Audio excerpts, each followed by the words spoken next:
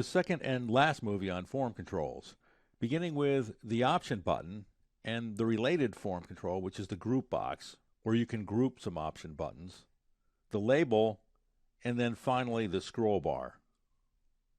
Once again, we're going to add the developer tab because that's where the form controls are.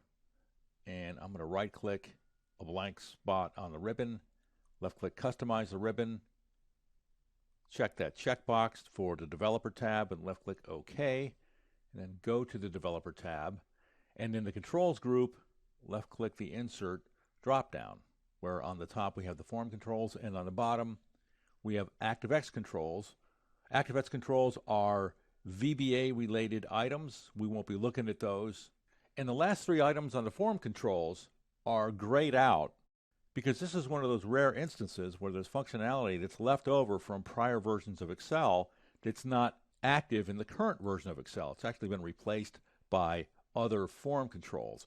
But these three that are grayed out actually have to do with Excel 5.0, which was released sometime back in the 90s. So the ones we are left to cover are the four that are listed on this worksheet, beginning with the option button. So the option button, or the radio button, holding down the Alt key, looks like this. And your option may say option button 1, probably, if this is the first one you've added to this worksheet. I've been playing around with it a little bit. Mine says option button 3. I'm going to right click the option button, left click the format control, and just like with the other form controls we looked at in the last movie, almost all of them have a linked cell, which we're going to make cell C4. I'm going to left click OK, right click the option button again, and then we're going to edit the text, pressing the N key, the backspace. I'm going to put something in there that's probably equally as generic as what I just got rid of. Left clicking off of that, I now have an option button. So what does it do? When I check the option, the link cell goes to 1, and by itself, I'm clicking it again, and the option is not clearing. It's because the option button is really made to work within a group of option buttons. The option buttons provide a choice among alternatives, and when there's only one, there is no choice to make. So I'm going to go up to the Insert command in the Controls group, left-click the option button again, press and hold the Alt key, add another option button, and I know mine says 6, yours might say something else. I'm going to copy it and paste another option button, and then paste another option button. So I have 4 option buttons. So these option buttons now work where one selected will deselect the other ones. I can select the third one, and after I click off the fourth one, I can select the fourth one. The caption for the last 3 option buttons are the same. It says option button 6, but they're actually different buttons. And since all of these buttons independently control a value in a cell, you actually have a setup where you've established a choice among alternatives. And the sequence that you add these option buttons are important. Option button 1 has the link cell display a value of 1, and 2 has the link cell display a value of 2, but that's because I put them on the worksheet in that order. So since these options usually are displayed as a choice among alternatives, the other thing that you're going to want to do is enclose the options in a group box.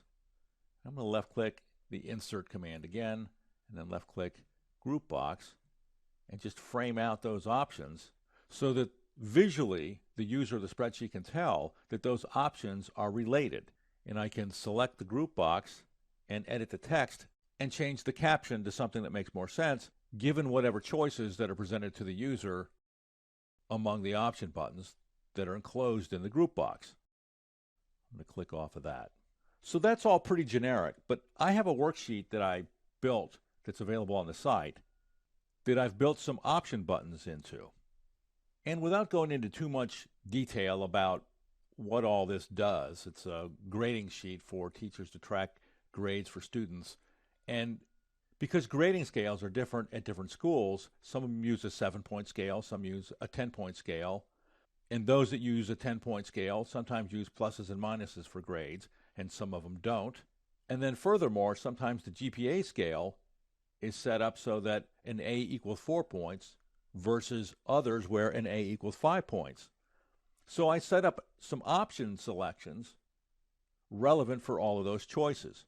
And I have 3 group boxes. The first decision somebody would make is to choose between a 7 and a 10-point scale. In this case, if it's a 7-point scale, the second option has no effect because this is only relevant for a 10-point scale. If you choose instead a 10-point scale, this choice does have an effect. Where the letter grades are scaled where either they include a plus or minus or they don't. So the second option group is dependent upon the choice made in the first option group. I've done that behind the scenes with formulas. These option groups all have cells that are linked to the choices made in each one of these groups. There are ways to build functions and formulas so that you can have what we have here, where the choices in the second option group are dependent upon choices made in the first option group. And the third option group sort of functions independently, regardless of what the choice is above in the other 2 option groups, either a 5-point scale or a 4-point scale. And again, if I select yes, I get the pluses and minuses, and the GPA scale displays what point value each one of those letter grades, including pluses and minuses, would be. Back to our worksheet. So the option groups can be fairly powerful. They function independently, but you can make the result of other option choices based on choices made in a prior option group. There's all kinds of things you can do with these form controls. The next form control is a bit more straightforward. Left-clicking the Insert drop-down, clicking Label, and adding a label to columns E and F. You might see this and think that pretty much looks like a text box, and it sort of does, except for labels are transparent. By contrast, a text box, since I brought it up, it lays over on top of the cells. So it sort of depends what kind of effect that you're looking for. I'm going to left-click that and get rid of it. So the last form control we're going to talk about is the scroll bar. We're going to insert a scroll bar by going to the Controls group, left-clicking the Insert drop-down, left-clicking Scroll Bar, holding the Alt key down and releasing, and we have a scroll bar. Just like most of the other controls, if you don't format the form controls, they're fairly useless. So I'm going to right-click it and get the shortcut menu, left-click Format Control, and we have several attributes we can establish a value for this form control.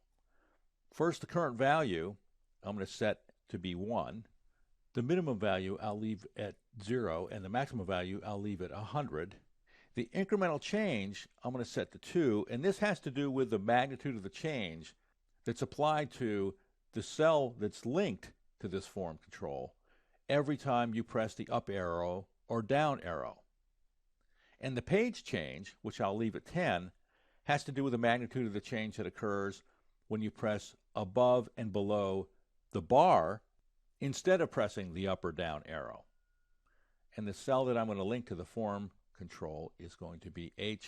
I'm going to left click OK, and we'll see a current value of 1 in that cell.